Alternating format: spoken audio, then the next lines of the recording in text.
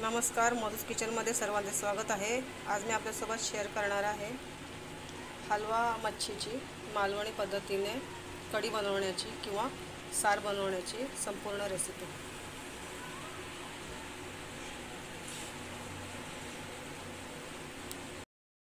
यासाठी मी इथे साधारण 5 ते 6 मध्यम आकाराच्या हलव्या माशाचे कापून व्यवस्थित तुकडे करून घेतलेले आहेत आणि ते स्वच्छ धुवून घेतलेले आहेत। आता आपण याला लागणारे वाटण पाहूया। यासाठी एका ओल्या नारळाचे तुकडे, साधारण एक कांदा उभा चिरून घेतलेला आहे, त्यानंतर अद्रक, 2 लसणाच्या पाकळ्या,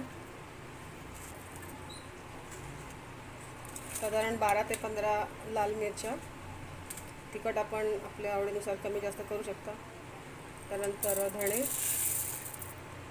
1 टीस्पून जिरे आणि पाव टीस्पून मेथी दाणे, तसंच एक मध्यम आकाराचा टोमॅटो तो देखील चिरून घेतलेला आपण, आणि थोडीशी ताजी कोथिंबीर।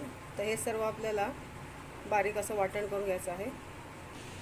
तर अशा प्रकारे आपल्या इथे मच्छीसाठीचे वाटण तयार आहे। आता आपण मच्छीच्या कढीला फोडणी देऊया। फोडणीकरिता आपल्याला पॅनमध्ये कढीपत्ता आणि एक कांदा परतवून घ्यायचा आहे।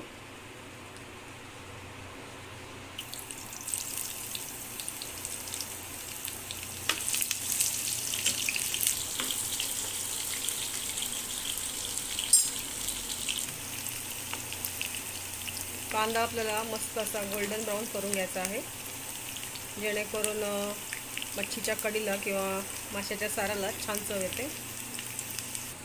कांदा परतल्यावर आपल्याला यामध्ये काही पावडर मसाले टाकायचे आहेत। त्यामध्ये 1 मोठा टेबलस्पून मालवणी मसाला, त्यानंतर अर्धा टीस्पून हळद आणि साधारण 1 टीस्पून लाल तिखट टाकायचं आहे।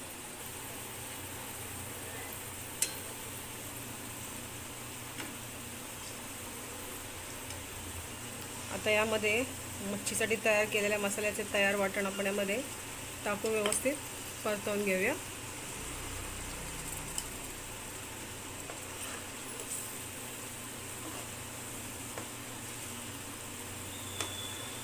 आपण याला गोमांतकीय पद्धतीचे मच्छीचे सार किंवा मालवणी पद्धतीचे मच्छीचे सार देखील म्हणू शकतो, कारण दोन्ही पद्धतीमध्ये वाटण जे ओल्या नारळाचं आहे ते जवळजवळ सारखंच असतं।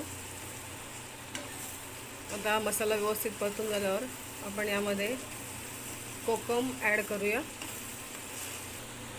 आपण इथे बघू शकता मसाला व्यवस्थित शिजत आलेला आहे, तसेच त्याला कडेने तेल देखील छान सुटलेलं आहे।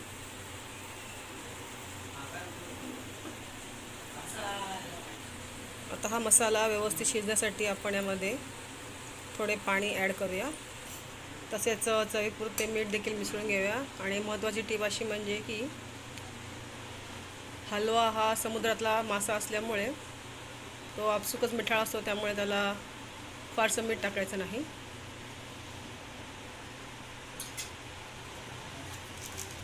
आता यामध्ये काही आमसूल मिसळून घेऊया।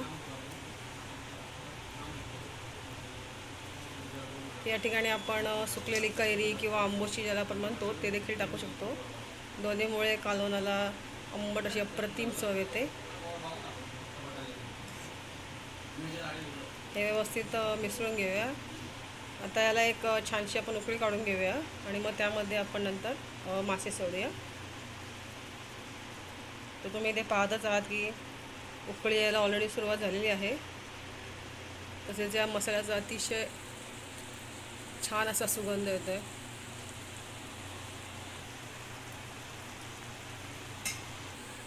आता आपण यामध्ये माशाचे सर्व तुकडे अलगद सोडून देऊया आणि फक्त 5 ते 7 मिनटं पुन्हा एकदा उकळण्यासाठी आपण ठेवूया, कारण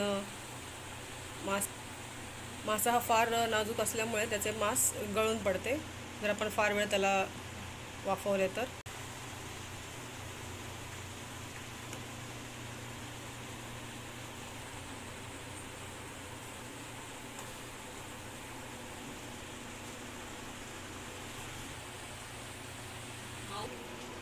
तर इथे आपण पाहू शकता कढीला इथे उकळ आलेली आहे त्यामुळे आता आपण इथे गॅस बंद करायचा आहे, अन्यथा माशाचं मांस जे असतं ते गळून पडतं.